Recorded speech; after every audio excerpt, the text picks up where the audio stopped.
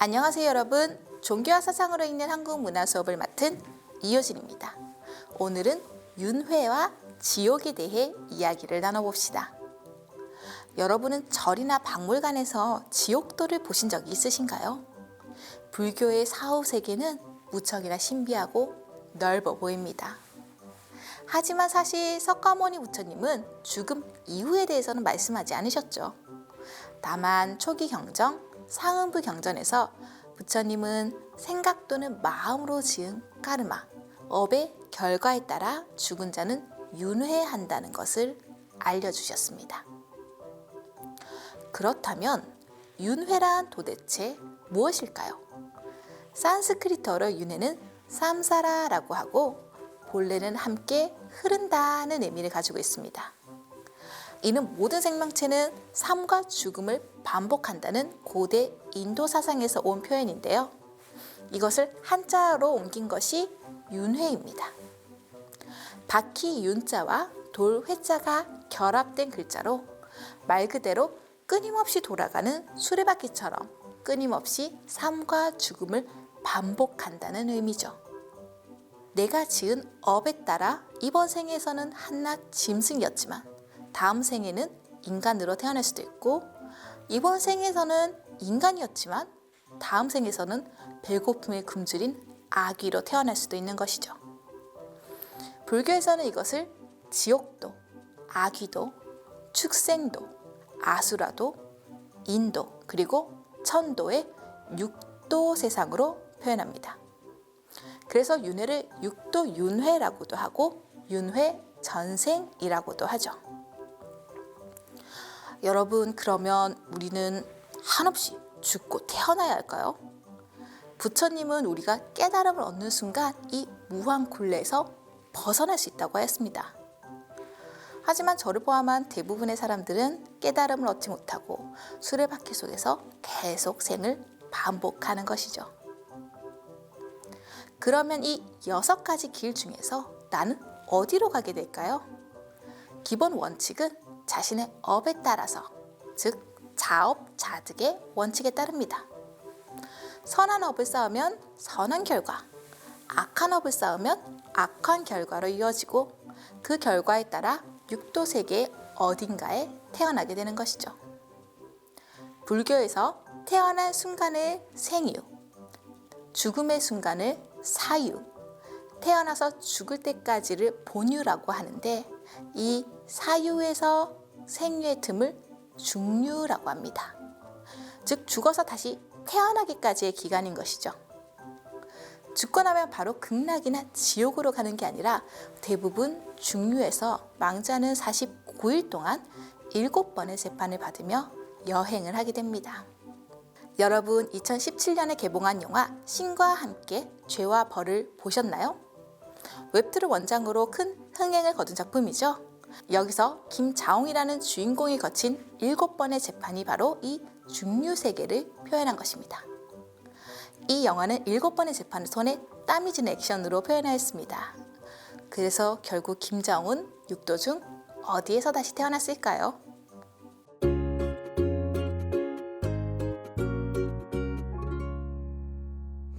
육도 세계는 지옥도, 아귀도, 축생도, 아수라도, 인도, 천도 이렇게 6개의 길입니다. 지금부터 하나씩 살펴볼까요?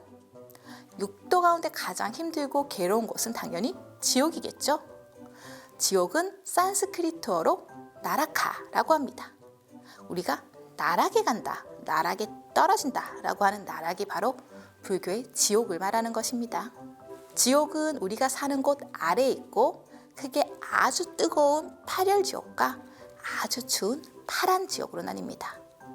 각각 8개 아주 뜨거운 지옥과 아주 추운 지옥이 존재하는 것이죠. 여러분, 무간지옥 혹은 아비지옥이라는 말을 들어보신 적 있나요? 둘은 같은 것이며 지옥 중에서도 가장 대표적인 대지옥입니다. 지옥에 떨어진 이유는 아주 많은데요. 부모나 스승을 죽이는 등의 살인과 마약 중독, 성범죄 등의 큰 죄에서부터 극단에 치우쳐 타인의 사고를 무시하고 자신만이 옳다고 생각하는 견해와 게으름, 거짓말 등 우리가 살면서 몇 번은 저지를 수 있는 것들까지 모두 업으로 쌓이는 것입니다. 여담이지만 불교의 지옥은 아주 끔찍하고 괴로워서 불교의 지옥도를 연구하던 대학원생이 연구를 포기한 적도 있을 정도라고 하네요. 그 다음은 지옥 다음으로 고통이 심한 아귀도입니다. 아귀라는 말은 굶주린 귀신이라는 의미인데요. 그래서 많은 탱화에서 아귀는 이렇게 바짝 마르고 배만 볼록 나온 모습으로 그려집니다만 눈이나 귀가 없는 아귀 등 다양한 모습이 존재한다고 합니다. 이 아귀도에 떨어지면 먹지도 마시지도 못해 굶주림과 갈증에 시달리는 고통을 당하게 되죠. 아귀도는 지옥은 아니므로 지옥보다는 고통이 덜하고 현기도 1억 분의 1로 짧습니다. 그래도 우리 인간 세계를 기준으로 보면 아귀는 1만 5천 년을 살기 때문에 여전히 무시무시한 공간이라 할 수 있습니다. 아귀도에는 타인을 시샘하거나 물건을 지나치게 아낀 자, 탐욕스러운 자, 식탐이 강한 자 등이 가게 된다고 하죠.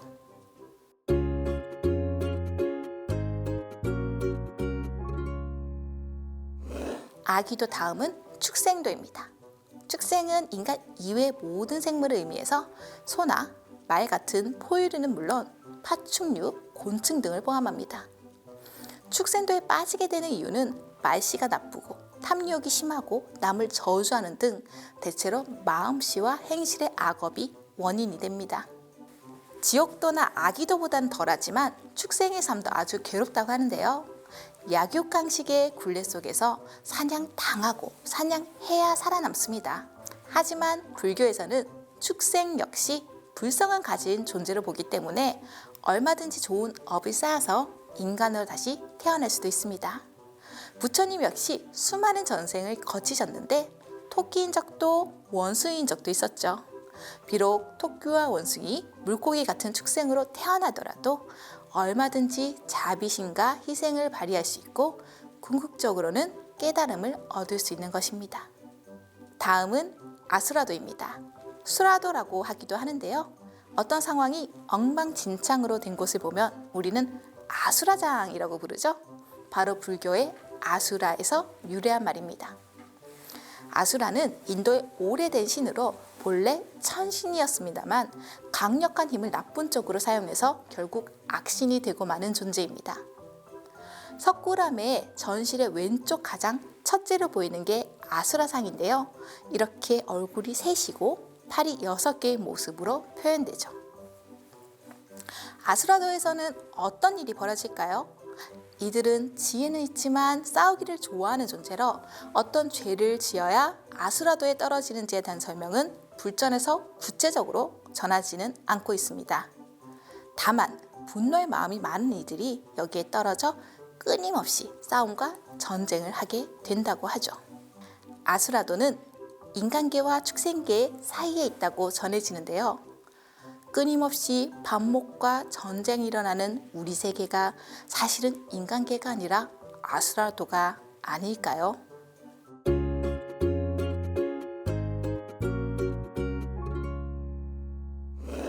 여러분, 드디어 인도, 즉 인간계로 왔습니다. 우리가 살고 있는 세계를 사바세계라고도 부릅니다. 사바세계는 참고 견뎌야 할 고생이 많은 세계로 부처님이 우리들을 고통에서 구제하기 위해 계신 곳이죠. 하지만 인간으로 태어나는 것은 무척이나 어렵습니다.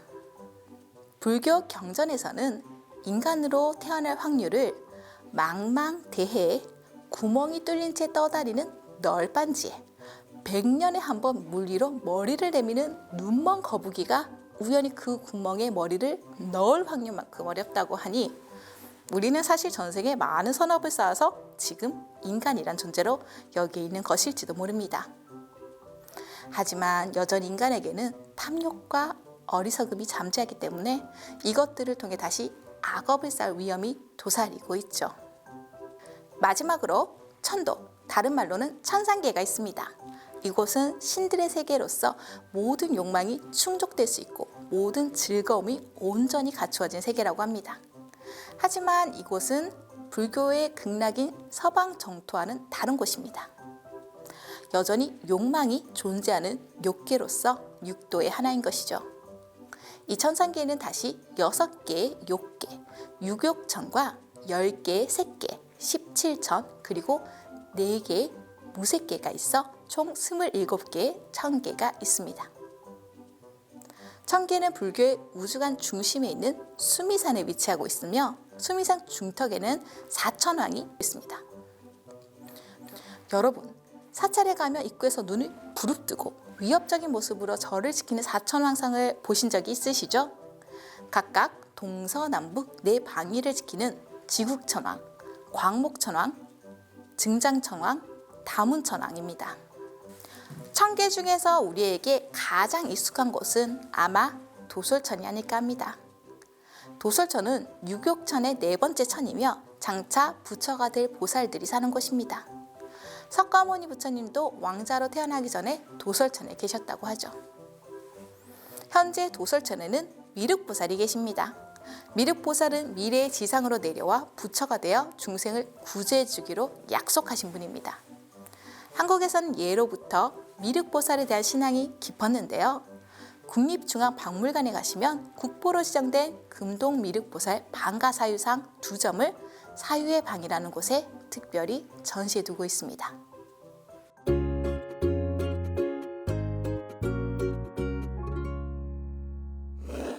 삼국시대에 들어와 오랜 세월을 거치며 불교는 한국의 전통신앙과 문화 그리고 외래의 신앙과 문화까지 섞이며 함께 전개되었습니다. 사천왕상도 예외는 아닌데요. 저는 어렸을 때 절에 갈 때마다 사천왕상을 무서워했던 기억이 납니다. 사실 사천왕은 인도에서는 아주 우아한 모습으로 묘사된다고 하는데 한국을 포함한 동북아시아에서는 이렇게 우리에게 익숙한 갑옷을 입고 악기나 악인의 발로 밟고 있는 무시무시한 모습으로 묘사됩니다. 피부색도 조금씩 다른데요. 동방을 지키는 지국천왕은 파란색, 북방을 지키는 다문천왕은 검은색, 남방을 지키는 중장천왕은 붉은색, 서방을 지키는 광목천왕은 하얀색으로 표현되어 있죠. 이것은 전통적인 오행과 오방색이 불교와 습합한 것이라 볼 수 있을 것 같습니다. 또 하나의 습합 현상을 볼 수 있는 것은 바로 시왕사상입니다. 우리가 지옥에 대해서 공부할 때 지옥은 총 7개로 7일에 한 번 심판을 받으니 49일 동안 중유에 머무른다고 했죠. 그런데 태화에는 시왕도라고 해서 10명의 지옥을 다스리는 왕을 묘사합니다. 이게 어떻게 된 일일까요? 이것은 중국 전통의 도교 사상과 인도에서 전래한 불교 사상이 습합해서 지옥의 왕이 확대된 것입니다. 원래 7, 7, 49일에 더해서 100일, 1주년, 그리고 3주년이 더해져서 모두 10회에 걸쳐 10명의 왕에게 조사를 받는 것으로 변화한 것이죠.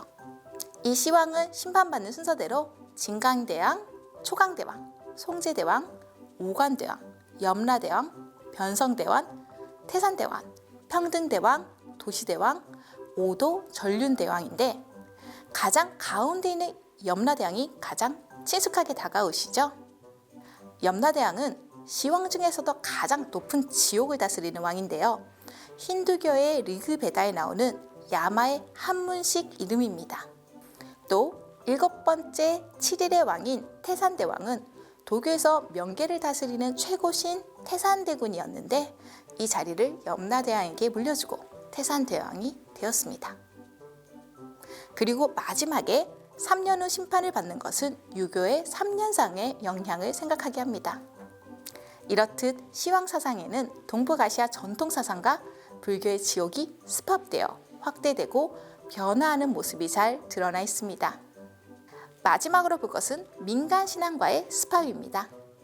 물론 불교가 한국의 민간신앙과 무속에 많은 영향을 끼쳤지만 그 반대로 한국 불교에서 민간신앙 흔적을 찾아볼 수도 있습니다.